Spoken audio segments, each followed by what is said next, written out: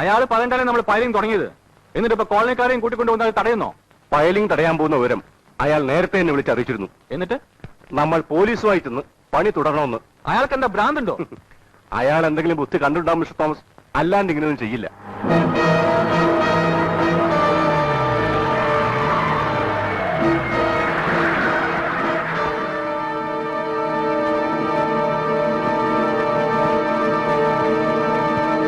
റാവുത്തരെ, നമ്മൾ എന്താണ് ചെയ്യേണ്ടത് പറ. എന്തെങ്കിലും ഒന്ന് പറ. അവന്മാര് പോലീസിനെയും കൊണ്ടുവന്ന് പണി തുടങ്ങിയ പ്രശ്നമാണ്. നീ പോയി അവനോട് ഇങ്ങോട്ട് വരാൻ പറ, ആ സ്വാമിയോട്.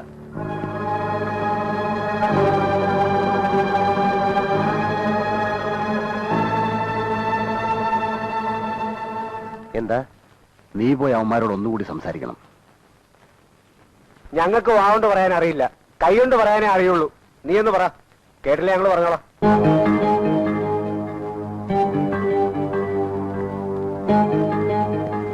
Vietnam Golniki! Vietnam Golniki! Vietnam Golniya Tutti Galichal! Vietnam Golniya Tutti Galichal! Askari Tikali Police!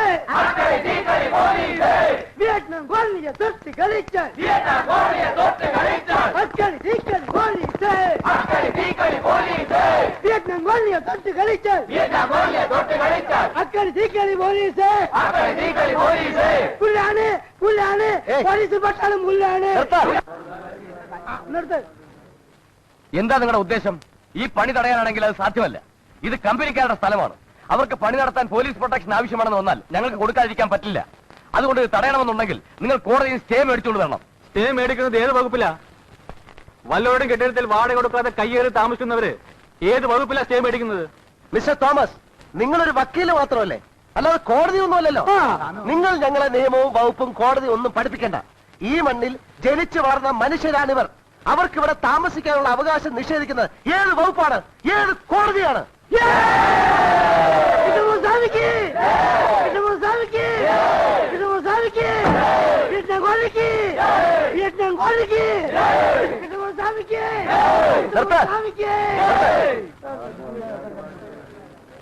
ശരിയാണ്, നിങ്ങൾ പറയുന്നത് സത്യമാണ്. ഞങ്ങളുടെ ഈ പയലും കൊണ്ട് നിങ്ങൾക്ക് നാശനഷ്ടം ഉണ്ടാവാം. നിങ്ങളുടെ കെട്ടിടങ്ങൾ ഇടിഞ്ഞു വീഴും, അതൊക്കെ വാസ്തവം തന്നെ. എന്ന് വെച്ച് ഞങ്ങൾക്കിവിടെ കൺസ്ട്രക്ഷൻ നടത്താതിരിക്കാൻ പറ്റുമോ? അതുകൊണ്ട് നിങ്ങൾക്കുണ്ടാകുന്ന സകല നാശനഷ്ടങ്ങൾക്കും ഞങ്ങൾ നഷ്ടപരിഹാരം തരാൻ തയ്യാറുമാണ്. നിങ്ങൾ എന്ത് തരുമെന്നാ? ഇടിഞ്ഞു വീഴുന്ന കെട്ടിടങ്ങൾ ഒരുപക്ഷെ കെട്ടിത്തരാൻ പറ്റുമായിരിക്കും. ഒരു ജീവൻ നഷ്ടപ്പെട്ടാലോ അത് തിരിച്ചറിയാൻ നിങ്ങൾക്ക് പറ്റുമോ? പിന്നെ ഞങ്ങൾ എന്ത് ചെയ്യണമെന്നാ പറയുന്നത്? നിങ്ങൾ കൂടുതലായി ഒന്നും ചെയ്യണ്ട, പണി നിർത്തിയാൽ മതി. അത് പറ്റില്ല എന്ന് പറഞ്ഞില്ലേ? വേണമെങ്കിൽ ഞങ്ങളൊരു കാര്യം ചെയ്യാം. നിങ്ങൾ എന്തിനു വേണ്ടിയാ മൂസ സെറ്റുമായി കേസ് പറയുന്നത്? 3 സെന്റ് സ്ഥലം വേണമെന്ന് പറഞ്ഞല്ലേ? അത് തരാൻ ഞങ്ങൾ തയ്യാറാണെങ്കിലോ? മൂസ സെറ്റിന്റെ കയ്യിൽ നിന്ന് ഈ സ്ഥലം ഞങ്ങൾ മേടിച്ചോളാം. ഇവിടുത്തെ കെട്ടിടങ്ങൾ നിങ്ങൾക്ക് പൊളിച്ചോണ്ടും പോവാം.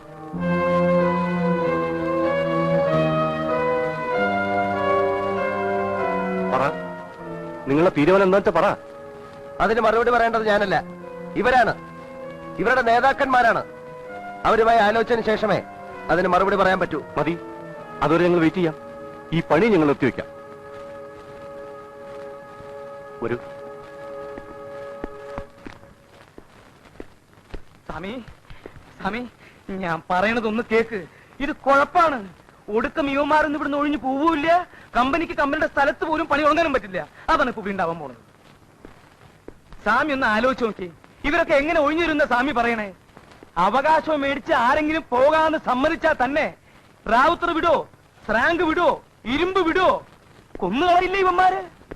ഇവന്മാരെ എപ്പോഴാ ഇടയാന്ന് ആർക്കാ അറിയാ? അതുകൊണ്ടാണ് ഞാൻ ഈ പറയണേ, സ്വാമിയുടെ ഈ വക ബുദ്ധി ഒന്നും ഇവിടെ ചെലവാവില്ല. ഒന്നുമില്ലടോ കെ ജോസഫേ, താൻ നോക്കിക്കോ. ആദ്യം ഇവിടെ നിന്ന് ഒഴിഞ്ഞുതരാമെന്ന് സമ്മതിക്കുന്നത് ഈ റാവുത്തരും ജോണും ശ്രാങ്കും ആയിരിക്കും. അവന്മാരിവിടെ നിന്ന് പോകാത്തതും മറ്റുള്ളവരെ പോകാൻ സമ്മതിക്കാത്തതും എന്തുകൊണ്ടാണെന്ന് എനിക്കറിയാം. ഇനി അതിൽ പിടിച്ചാടോ ഈ കൃഷ്ണമൂർത്തി കളിക്കാൻ പോകുന്നത്? തീക്കളിയാ സ്വാമി, തീക്കളി. തീ കണ്ടാൽ പേടിച്ചോടുന്നവനല്ലടോ, അതടക്കാനും അണയ്ക്കാനും മന്ത്രമറിയാവുന്നവനാണ് ബ്രാഹ്മണൻ. താൻ കണ്ടോ?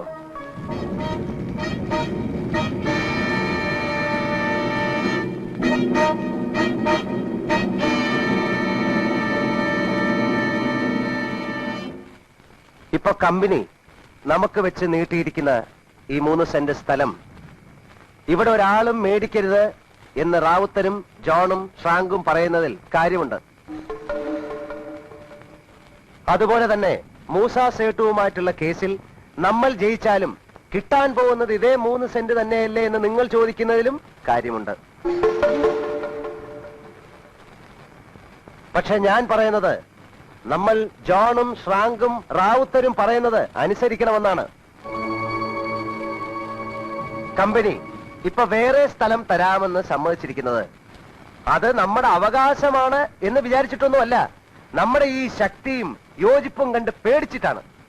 അല്ലെങ്കിൽ ഇത്രയും കാലം കേസ് പറഞ്ഞിട്ടും ഒരു നുള്ളു മണ്ണ് പോലും തരില്ല എന്ന് പറഞ്ഞിരുന്നവർ ഇപ്പൊ എല്ലാ അവകാശവും തരാമെന്ന് പറയുന്നത് എന്തുകൊണ്ടാണ്? അതുകൊണ്ടാണ് ഞാൻ പറയുന്നത് ഈ ശക്തിയും യോജിപ്പും എന്നും ഉണ്ടാവണം. അല്ലാതെ ഇപ്പൊ തരുന്ന 3 സെന്റ് സ്ഥലവും വാങ്ങിച്ചുകൊണ്ട് നമ്മൾ എങ്ങോട്ടെങ്കിലും ഛിന്ന ഭിന്നമായി പോയാൽ നഷ്ടപ്പെടാൻ പോകുന്നതും ഇതേ ശക്തിയും യോജിപ്പും തന്നെയാണ്. ഇപ്പോ നമ്മൾ കമ്പനിയോട് ആവശ്യപ്പെടേണ്ടത് ഇതാണ്: നമുക്ക് 3 സെന്റ് സ്ഥലം വീതം മാത്രം തന്നാ പോരാ എന്നും അതൊന്നായിട്ട് തരണമെന്നും അവിടെ താമസിക്കാൻ ഇതുപോലൊരു കോളനി പണിത് തരണമെന്നും പറയണം.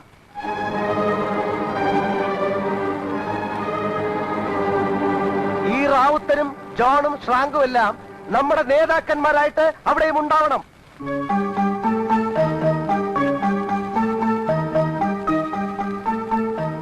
എന്ത് പറയുന്നു? സാധ്യമല്ല.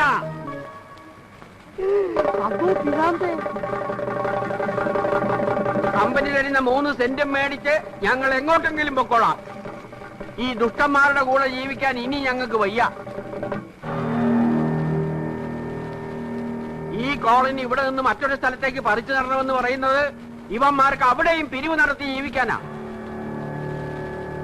സകല വൃത്തികേടുകളും ചെയ്യാൻ സ്ഥലമുണ്ടാക്കാനാ.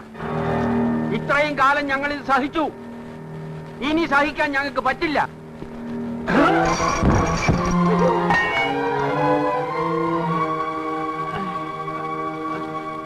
എല്ലാരോടും കൂടിയാ പറയണത്. ഈ കോളനി ഇവിടെ നിന്ന് വേറെടുത്തേക്ക് മാറ്റിത്തരാൻ ഞാൻ കമ്പനിയോട് പറയാൻ പോവുക. കമ്പനി അതിന് തയ്യാറായാൽ എല്ലാരും ഇവിടെ നിന്ന് ഒഴിയും. മനസ്സിലായോ? പോയിക്കോ, പോയിക്കോളാൻ. ആ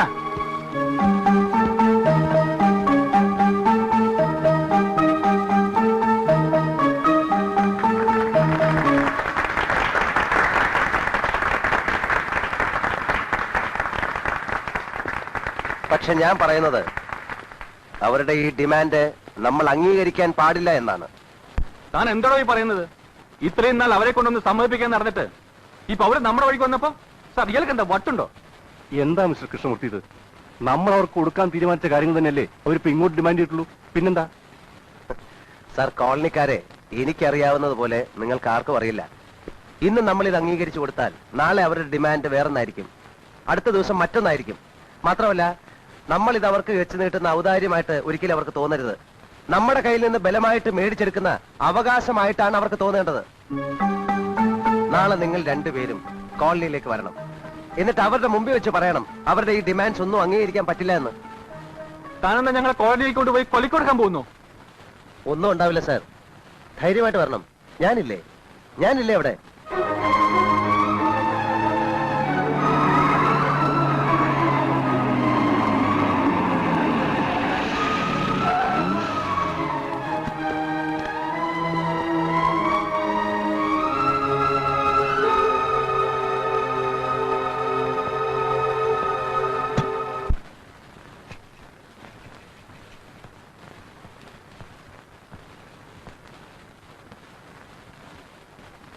നിങ്ങളുടെ തീരുമാനം ഇനിയും പറഞ്ഞില്ല.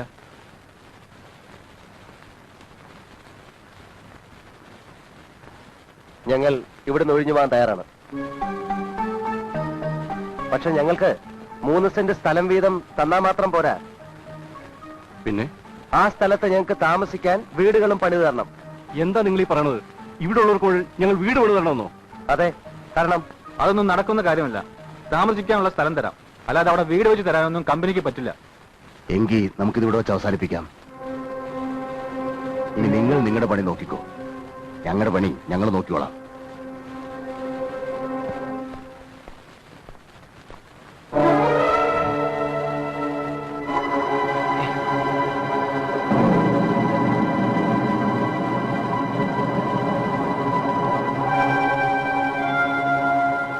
സ്വാമി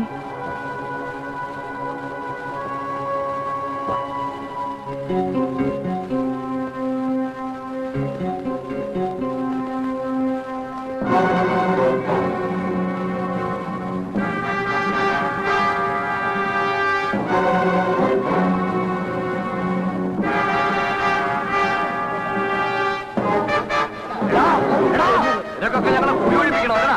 അല്ലടാ? നീക്ക് ഇവിടെ കമ്പനി കിട്ടും പണിയാനിങ്ങോട്ട് വാടാ. എന്താണ് നോക്കണത്? നീ ഇതുകൊണ്ട് പോവില്ല പോവില്ല. നിന്റെ ഒരു കോട്ടും സൂട്ടും വാടാ പോന്നി. ആ വാടാ. ഒന്ന് ചെയ്ത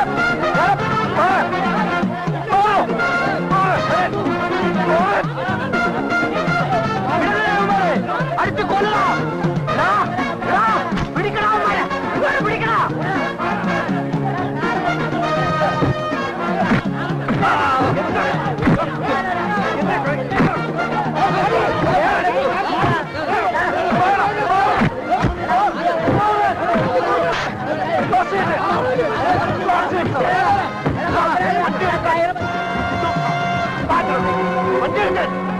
വണ്ടി എടുക്കണോ?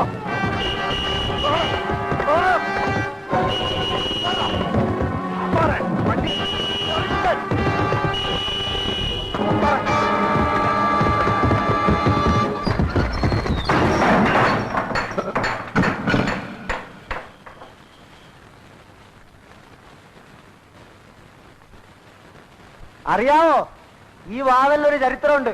ഒരിക്കൽ ഇത് ആരുടെയും മുന്നിൽ അടഞ്ഞാൽ പിന്നെ അവൻ പുറലോകം കാണില്ല. എറണാകുളത്ത്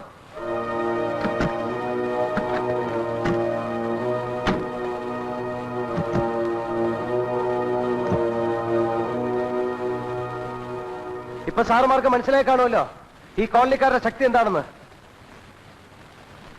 ഇതിൽ ഇവിടുള്ള മുഴുവൻ താമസക്കാരും ഒപ്പിട്ടിട്ടുണ്ട്. ഇവിടെ നിന്ന് ഒഴിഞ്ഞു തരാമെന്ന് ഇവരെല്ലാവരും സമ്മതിച്ചിട്ടുണ്ട്. അതുപോലെ ഇതിൽ നിങ്ങൾ ഒപ്പിട്ട് തരണം. കോളനിക്കാർക്ക് മുഴുവൻ വീട് കെട്ടിക്കൊടുക്കാമെന്ന് സമ്മതിച്ച് ഇതിൽ ഒപ്പിട്ട് തരണം. ഒപ്പിടണം സാർ.